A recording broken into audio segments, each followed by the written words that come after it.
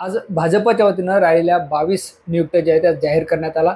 यामध्ये नांदेड जिल्ह्याचा सुद्धा समावेश आहे। नांदेड जिल्हा उत्तर जिल्हाध्यक्षपदी किशोर देशमुख तर दक्षिणच्या जिल्हाध्यक्षपदी संतोष हांबर्डे यांची निवड करण्यात आली। मात्र हे दोन्ही जिल्हाध्यक्षांची फेरनिवड करण्यात आली। आपल्यासोबत नांदेड दक्षिणचे जिल्हाध्यक्ष डॉक्टर संतोष हांबर्डे आहेत। काय सांगाल? सर्वप्रथम तुमचं अभिनंदन। पक्षानं तुमच्यावर पुन्हा विश्वास टाकला, जिल्हाध्यक्ष पदाची माळ तुमच्या गळ्यात घातली।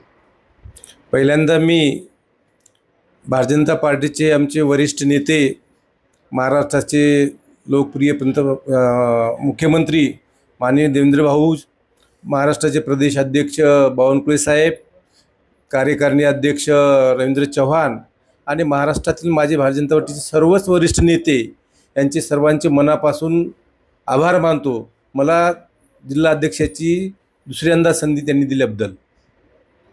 आपण जर बघितलं तर भाजपमधले इतर काही नेते सुद्धा जिल्हाध्यक्षपदासाठी इच्छुक होते, मात्र पक्षाने तुमच्यावर पुन्हा विश्वास टाकला, फेरनिवड केली। त्यांची आता नाराजी कशी दूर करणार? माझ्याबरोबर जिल्हाध्यक्षाच्या शर्यतीत बरेच नेते होते।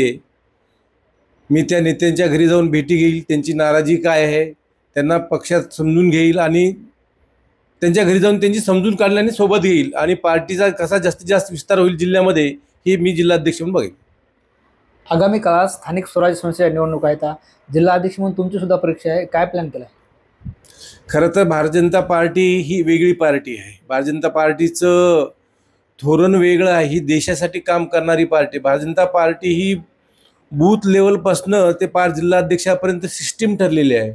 आम्ही आत्ता कंप्लीट बूथ समिती गठीत आहे। एका बूथवर 12+6 अशा 18 लोकांची आमची समिती गठीत आहे आणि ह्या बूथ प्रमुखांना जर आम्ही सक्षम केलं आणि तिथलं जर बूथ सक्षम केलं, जसं आमचे मोदीजी साहेब म्हणतात बूथ जिता तो इलेक्शन जिता, तसं आम्ही बूथ मजबूतीकरणावर जास्तीत भर देऊ आणि भारतीय जनता पार्टी मजबूत करू। त्यामुळे इलेक्शन जिंकण्यास आम्हाला काही अवघड जाणार नाही। तसेच मागच्या 11 वर्षात मोदीजी साहेबांनी असतील किंवा महायुतीचे सरकार असतील, ह्यांनी जे जनतेसाठी योजना आणलेल्या आहेत त्या योजना आम्ही घरोघर पोहोचू आणि जनतेच्या मनात भारतीय जनता पार्टी किती चांगलं काम करते हे आम्ही पटवून देऊ।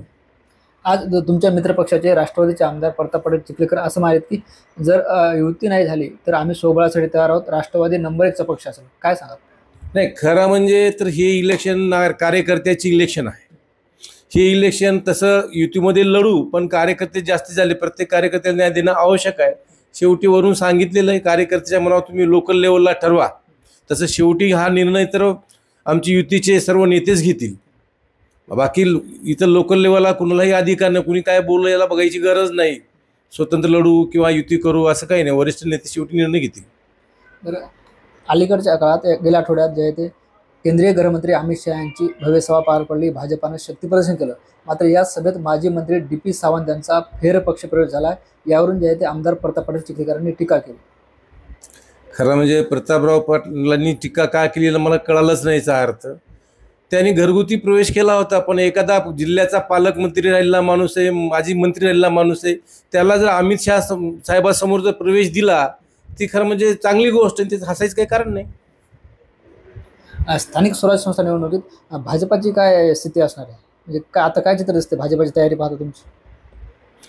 स्थानिक स्वराज्य स्थिती भारताची 1 नंबरचा पक्ष असेल। संपूर्णतः तयारीला लागली होती आम्ही आतापासून।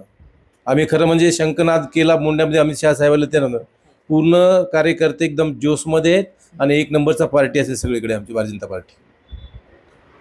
निश्चित आपण बघतो हे होते भाजपाचे नवनिर्वाचित नांदेड दक्षिण जिल्हाध्यक्ष डॉक्टर संतोष हांबर्डे, ज्यांनी जिल्हाध्यक्ष पदाचा कारभार पुन्हा सांभाळल्यानंतर आपल्याशी संवाद साधलाय।